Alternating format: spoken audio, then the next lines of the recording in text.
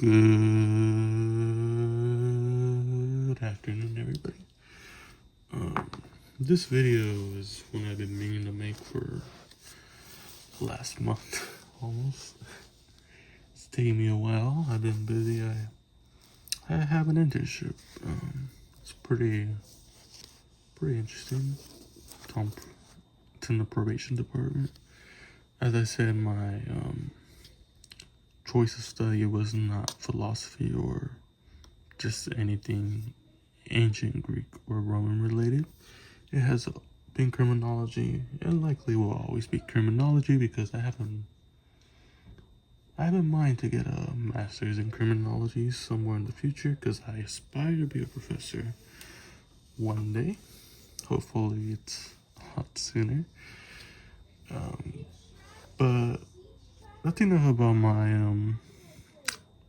post, whatever you want to call it, higher education. So this video is about Virgil's Aeneid. The Aeneid is probably one of the more influential works in Western civilization. I can say that positively. It's up there with the Iliad and the Odyssey, both attributed to the great Homer, although we don't know if Homer was a real person, but that's besides the point. Virgil's an interesting. He was a Roman poet that lived during the first Roman emperors, the first emperor of Rome that lived in the first time period, or the first. Okay, this game. Virgil lived around the time of Augustus, which was the first Roman emperor. And Virgil did not intend for this work to circulate, actually. Apparently Augustus, or just someone of higher status, forced this work to circulate, but I believe that took place after the death of Virgil, because Virgil died pretty young. He died in his early 30s, I believe. So he did not have much of a say in that, although it's thanks to those imperial Roman politics at the time that this work has came to us, and we're able to learn a bit about Rome. Why the Aeneid's a little more important than, let's say, the Odyssey and the Iliad? Well, it's more important because I believe this is literally tells us so much about Roman culture. This tells us what the Romans believed themselves to be. And if you want to understand what a Roman was, you have to understand what they thought themselves to be. It's that plain and simple. And the Aeneid gives us a good little story. There's a bit of nationalism in there, and it's mainly political propaganda. Let's be clear. It's not meant to be like the Great Iliad and the Great Odyssey, although this is basically the Roman equivalent to that. Because you gotta remember, the Romans were trying to level that playing field the Greeks had on them, because culturally and like every other aspect, the Greeks were like 200 or 100 years ahead of the Romans when it comes to like philosophy, tragedies, poems, any just thing that we admire from certain civilizations. The Greeks definitely are leagues ahead of the Romans in that aspect. Although the Romans in the end became a much greater civilization than the Greeks, if we're being honest. There has not been a great civilization like the Romans. It's arguably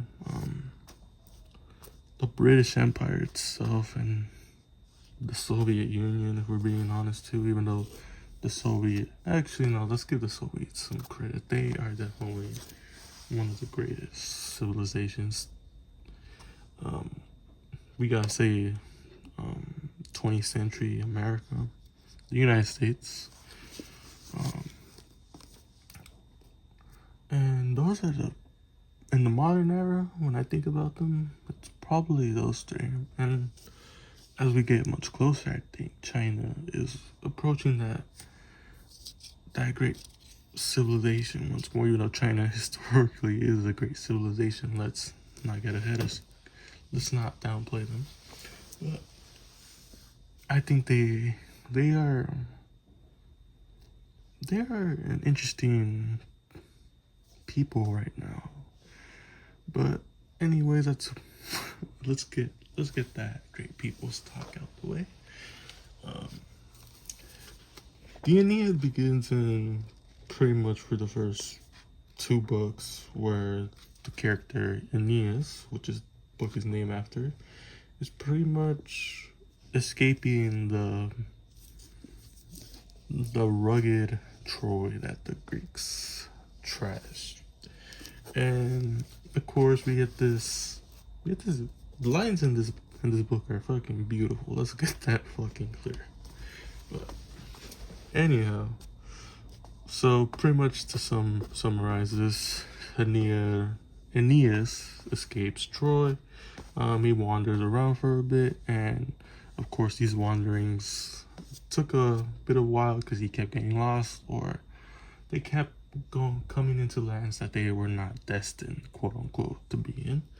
And this whole thing is just like really a whole manifesto of the Romans just trying to justify that their greatness was meant to be like there was nothing that could have stopped the great Roman civilization.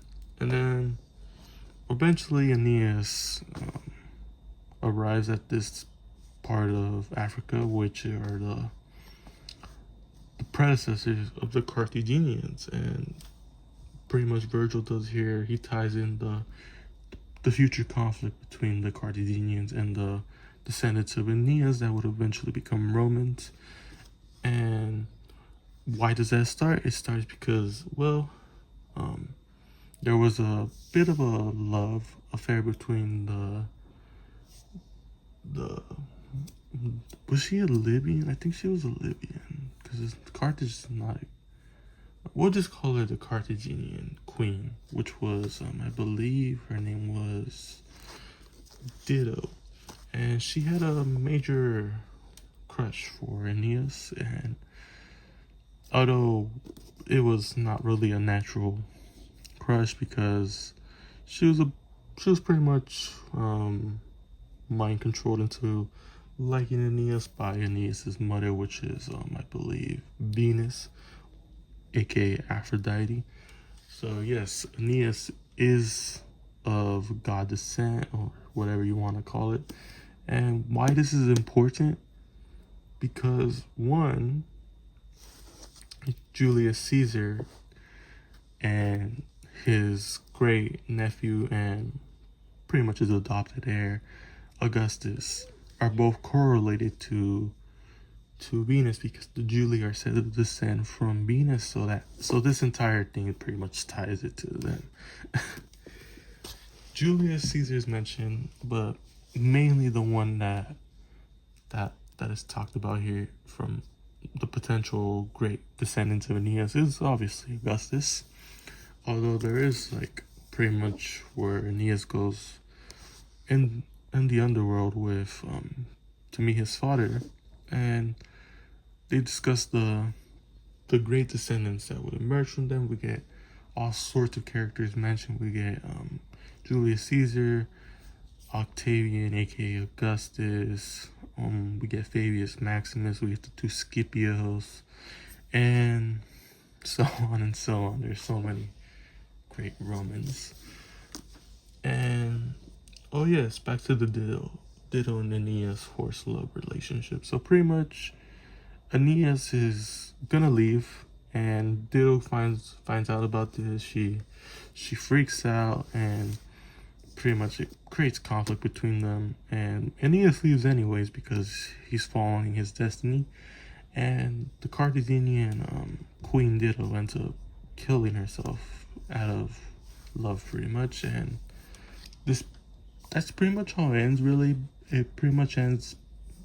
That whole conflict ends really with pretty much preluding to the Carthaginian Wars, which would, and then after that, I believe Aeneas arrives to Italy at last. So in Italy, I mean, I could talk about the games they had, but I don't think they're too relevant. Although it's an interesting read if you want to read that in book 5. And so pretty much, there's also the whole little scenes about between the gods throughout the Aeneid, and the one who's mainly mad at Aeneas is Juno because she cares a lot about Carthage because it has her armor in it, and she knows that the Romans are gonna eventually destroy Carthage to the ground, and that's why she's the main reason Aeneas is having such a hard time in this entire book here. I know I'm speaking out of order here. I should have probably taken a couple notes, but I'm going off the head here. I'm going off my head here, and I think it's better that way. So anyways, the rest of the book is pretty much them just going to Italy, finding conflict once again because Juno's stirring up problems for Aeneas, and that brings about the war between the Latins and Aeneas's people, and Aeneas eventually gets into some allies, and then there's a lot of deaths throughout this whole entire conflict, which are, I don't want to spoil it, so I won't really say the names here. And then there's eventually Aeneas wins the entire war, and well, the Trojans, soon to be Romans, make their mark and pretty much settle in Italy, and rightfully so after winning the war. But what's puzzling about the ending of the Aeneid, I'm not sure what to say. I was a little bit confused by the ending. Let's go to the final page here. Let's see. It's here.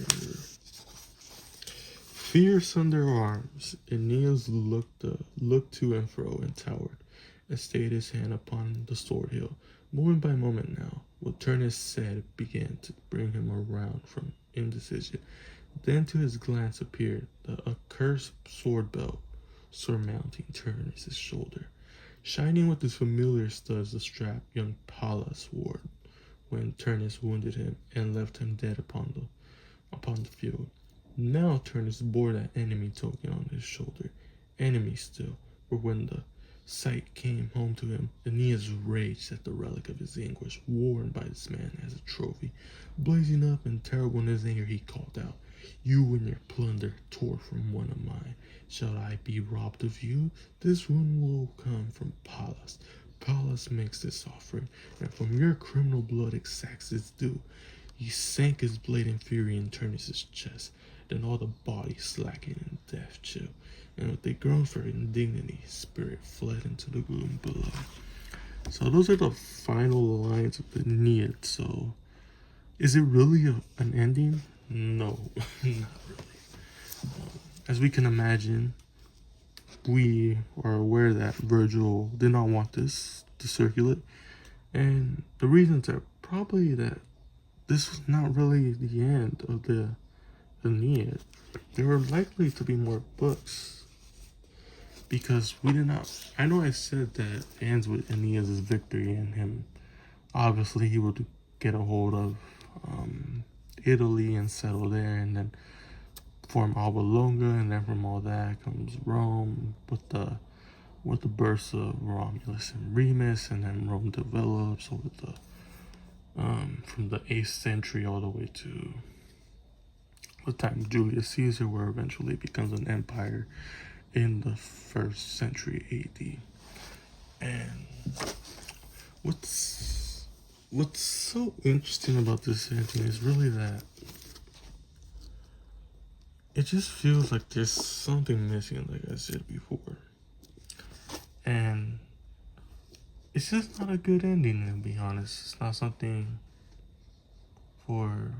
just not something you would expect to be the final ending with the character of Aeneas, because Aeneas throughout the whole entire Aeneid is said to be a pious man, and I mean, he is a warrior at first and a pagan, but